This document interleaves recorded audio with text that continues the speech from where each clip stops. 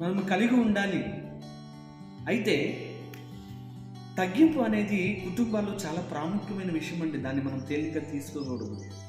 ప్రియ దేవుని బిడ్డలారా, తగ్గింపు కలిగి ఉందామా? తగ్గింపు జీవితం కలిగి ఉందామా? కుటుంబంగా తగ్గింపులో ఉందామా? ఎప్పుడైతే మనం తగ్గిస్తామో దేవుడు మనం హెచ్చిస్తాడని గట్టిగా స్తోత్రం చెప్దామా? హల్లెలూయా చెప్దాం గట్టిగా, హల్లెలూయా. అయితే ఈ రెండో మాట, మొట్టమొదటిగా ఎడతెడక ప్రార్థన కావాలి. ఏక మనస్సు కలిగి కుటుంబం ప్రార్థన చేసుకోవాలి. రెండో మాటగా ఏంటంటే తగ్గింపు జీవితం కలిగి ఉండాలి. మూడో ప్రాముఖ్యమైన విషయం చెప్తాను. మూడో మాట ఏమిటంటే లోబడే విషయంలో ఉండాలి. ప్రతి కుటుంబంలో కూడా లోబడి ఉండాలి. ఎలా లోబడి ఉండాలంటే భర్తకు లోబడి ఉండాలి, భార్య భర్తకు లోబడి ఉండాలి, భర్త భార్యకు కూడా లోబడి ఉండాలి. అందుకే కదా భార్యలారా మీ భర్తలకు లోబడి ఉండుడి, భర్తలారా మీ భార్యలను ప్రేమించుడి. ప్రేమించాలి, భార్యలను ప్రేమించాలి, భర్తలకు లోబడి ఉండాలి, విధేయత చూపాలి. వీళ్ళిద్దరూ ప్రాముఖ్యంగా ఏమి కలిగి ఉండాలో తెలుసా? దేవునికి లోబడి ఉండాలి. దేవునికి స్తోత్రం కలుగును గాక, హల్లెలూయా. అందుకే మాట్లాడతాడు కదా, ఎవరికి లోబడి ఉండాలంటే దేవునికి లోబడి ఉండాలి. మనము కుటుంబంగా కూడిన ఎంతమంది వ్యక్తులు ఉన్నారో ఆ వ్యక్తులు కూడా ఎలా ఉండాలంటే దేవునికి లోబడి ఉండాలండి. ఎప్పుడైతే భార్య భర్తలు కుటుంబం పిల్లలు కూడా ఎప్పుడైతే దేవుడికి లోబడి ఉంటామో ఆ కుటుంబము యెహోవా చేత ఆశీర్వదింపబడిన కుటుంబంగా మార్చబడునుగాక, హల్లెలూయా. చెప్దాం గట్టిగా, హల్లెలూయా. లోబడి ఉండాలి. ఎవరికి లోబడి ఉండాలి? దేవునికి లోబడి ఉండాలి. కుటుంబం దేవునికి లోబడి ఉండాలి. దేవునికి స్తోత్రం కలుగునుగాక. తర్వాత 4వ మాటకు చూద్దాం. కుటుంబంలో ఇంకొక ప్రాముఖ్యమైన విషయం ఏమిటంటే ఓర్పు కలిగి ఉండాలి. ఓర్పు కలిగి ఉండాలి. ఏమంటే ఓర్పు ఉంటుందంటారా? ఒక చిన్న మాట అంటే నువ్వు ఓర్చుకోలేరు. డామ్ డూమ్ డిష్ డిష్ అని ఇద్దరు ఒకరికొకరు ఫైటింగులు చేసుకుంటూ కుటుంబాల్లో గొడవలాడుకుంటూ ఎంతో భయంకరమైన సంగతులు జరుగుతాయి కుటుంబాల్లో. ఎందుకయ్యా అంటే ఓర్పు లేకపోవటం వల్లే.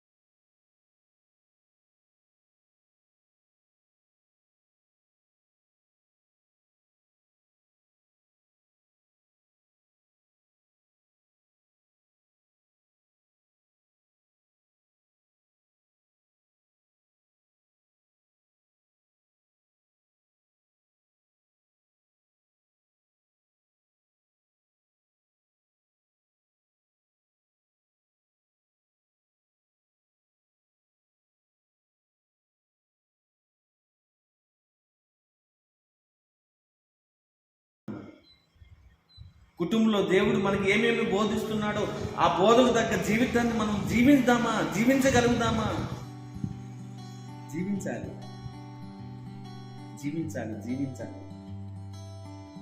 ఎప్పుడైతే కీర్తన ఇవన్నీ మనము కలిగి ఉంటామో, అందుకే కీర్తనకారుడు అంటాడు కదా, 23వ అధ్యాయం 6వ వాక్యము, కృపా క్షేమములే నా వెంట వచ్చును.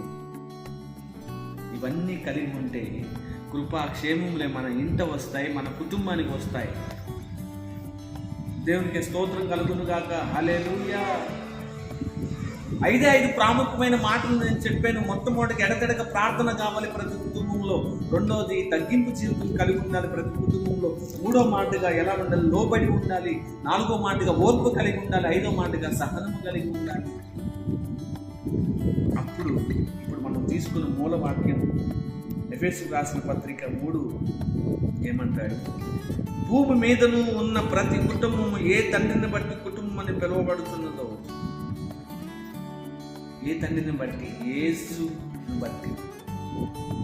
ఆ కుటుంబంగా యేసు కుటుంబం అని పిలువబడుతుందని ఎలా మనకు గ్రహింపో తెలుసా? మనం ఇవన్నీ కలిగి ఉంటేనే. ఇంకా చాలా ప్రాముఖ్యమైన విషయాలు ఉన్నాయి, కానీ కొన్ని విషయాలు మీకు బోధించాను. ఈ 5 మాటలు కూడా మన హృదయాల్లో ఫలింపజేసి నీరు కట్టి ఫలించును గాక. హల్లెలూయా. దేవునికి మహిమయు ఘనతయు ప్రభావాలు కలుగును గాక. ఆమేన్. ప్రార్థన చేసుకుందామా? 2 మాటలు ప్రార్థన చేద్దాము. ప్రేమ కలిగిన తండ్రి, ధనుడొక దేవానికి స్తోత్రాలయ్యా. మధ్యాహ్న కాల సమయంలో నాయన ఈ రీతిగా నాయన తండ్రి మాతో మాట్లాడిన విధానానికి నీకు స్తోత్రాలు. నా దేవా, నా యేసయ్యా, నీకు వందనాలు చెల్లించుకుంటున్నామయ్యా. ఈరోజు కుటుంబం క్రీస్తు కుటుంబంగా ఎలా పిలవబడాలంటే ఈ ప్రాముఖ్యమైన 5 విషయాలు మాతో మాట్లాడినందుకే నీకు వందనాలు దేవా. దేవా, మాటలు వినటమే కాదు, నీవు మాతో మాట్లాడావు, అందుని బట్టి స్తోత్రాలు. మమ్మల్ని ఆనందింపజేసావు పాటలను బట్టి, అందుని బట్టి నీకు స్తోత్రాలు. నీ మాటల ద్వారా మేమందరము విన్నాం, అవి నీరు కట్టి ఫలించినట్లు సహాయం దయచేయండి. ఇక్కడ కూడున్న ప్రతి బిడ్డను, కుటుంబాన్ని కూడా పేరు పైన దీవించి ఆస్వాదించి నీ కృపచేత బలపరచమని ప్రార్థన చేస్తున్నామయ్యా. ఈ కుటుంబాలు ఇక్కడ కూడిన కుటుంబాలు నాయన అనుదినము ఈ 5 విషయాలు గుర్తుపెట్టుకొని ప్రార్థించుకుంటున్న దయచేయండి నాయన. వాటిని మెలుగు కలిగి అనువదించడానికి కృప దయచేయమని ప్రార్థన చేస్తున్నాం. ఈ సమయంలో మాకిచ్చి ఈ సమయంలో నాయన నీ మాటలు బోధించడానికి మాకు ఇచ్చిన శ్రేష్టమైన సమయంకే నీకు స్తోత్రాలు చెల్లించుకుంటున్నాం అయ్యా. నిలబడగన్నామంటే అది నీ కృప, అందుని బట్టి నీకు వందనాలు నాయన. ఇంకా అనేక ప్రాంతాలు మేము తిరిగి నీ సత్య సువార్త ప్రకటింపజేసి అనేక మందిని నీ వైపు తిప్పినట్లు నాయన, మీ శక్తితో, మీ బలముతో, మీ వివేచనతో, మీ తెలివితో మమ్మల్ని నింపి నీవే మహిమయు ఘనతయు ప్రభావాలు పొందుతుంది. యేసు నామములో ప్రార్థిస్తున్నాం తండ్రి. ఆమేన్, ఆమేన్, ఆమేన్.